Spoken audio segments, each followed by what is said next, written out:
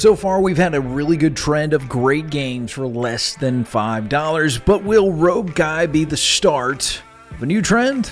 Well, let's find out.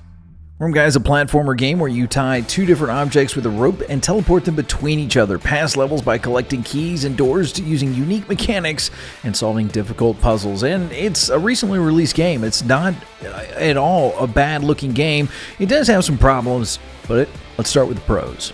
First off, I really love the design of the main screen. It's a simple game, right? Simple platformer. We don't need much. Start the game, fix some options, how do I play, and get out of it. That's what it is. Simple. And just like Mario, it's got a simple storyline. One day, a boy from a small town finds magic rope, teleports two different objects, bad guys find out, gotta stop the bad guys. I like that. That is great. I mean, it's a platformer. It doesn't need this $1 million storytelling No, you just, hey, go in, stop the bad guys, do the work. To add on, if you're somebody who doesn't really like to go in and figure out the controls before you start a game, well, it's great. It just tells you what to do throughout the game as you progress through the levels.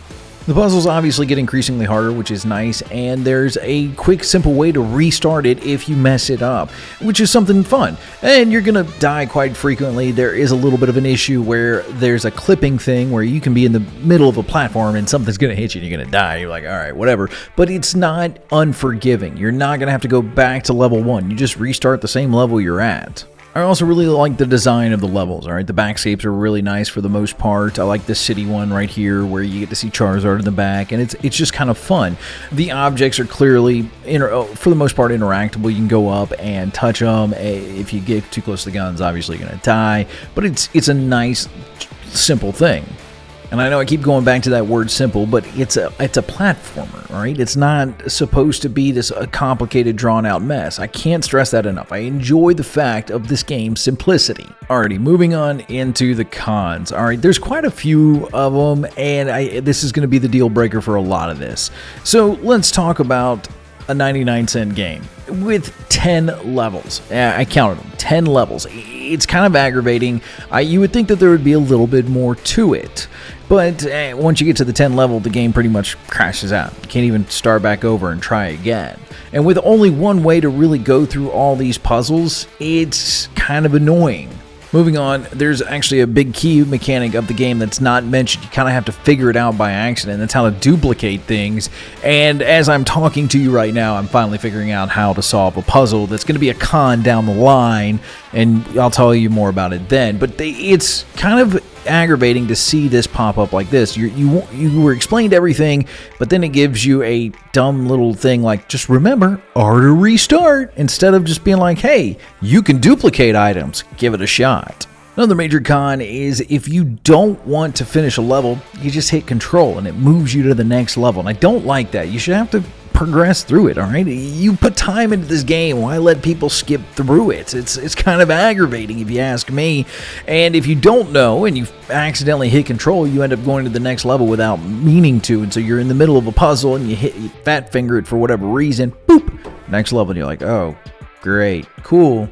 And look, if you want to add a level skip feature, add a cheat code at the end of the game, or at the end of each level. Like, bring that back. I would be all about seeing some cheat codes in games again. Now, the story may be simple, but unfortunately, there's not a whole lot of point for it. You got a magic rope. These bad guys are after you, and you don't see any of them. You know, at least Mario had Goombas and the Koopas. Like, you had some sort of actual enemy other than just the terrain features, which would be really cool to see. Like, what's the point of me going into the city to jump over these saws if the bad guys aren't coming after me? You could have actually done a really cool thing of starting out in the town, seeing some of these little dudes walk across the screen, just like a Koopa or a Goomba, and you have to fight them as well. It'd be a really cool thing to add to the level design. Speaking of levels, there's only 10. That's it. I can't stress that enough. That is the major con. We mentioned it earlier, but there's only 10 levels to this game, and that's it. Now you're going, well, Coyote, it's 99 cents. Yeah, but I've seen $2.99 games that have taken me a lot longer to play than this game did. I was trying to do a stream, and it was over in 20 minutes. I was like, ooh, yeah, what happened here? My final con is it seems like there's just one unbeatable level. All right, I've tried my best figuring this out. I think I've found the solution while making this video, and I'm going back to try it out. But you get here and you're infinitely stuck. That's not well designed. You can see that the guns are supposed to be able to fire through the whole thing, and they're getting stopped somewhere. So there's just a bad level that probably needs to be revisited, taken a look at, and figured out what the possible solution is. I hope it's a good one. I think I've got, like I said, I think I got it figured out. I'm going to give it a shot, and maybe if I figure it out, I'll drop it down in the comments below. But this just shows of an unfinished game, and it's kind of crappy because I think there's so much potential with this game, with this idea and this concept. All in all, Rogue Guy, as fun as some of these levels can be, it's just not worth 99 cents yet. This would be a great little free game, and maybe continue working on it. I'd like to see more levels. I'd like to see some bad guys in here.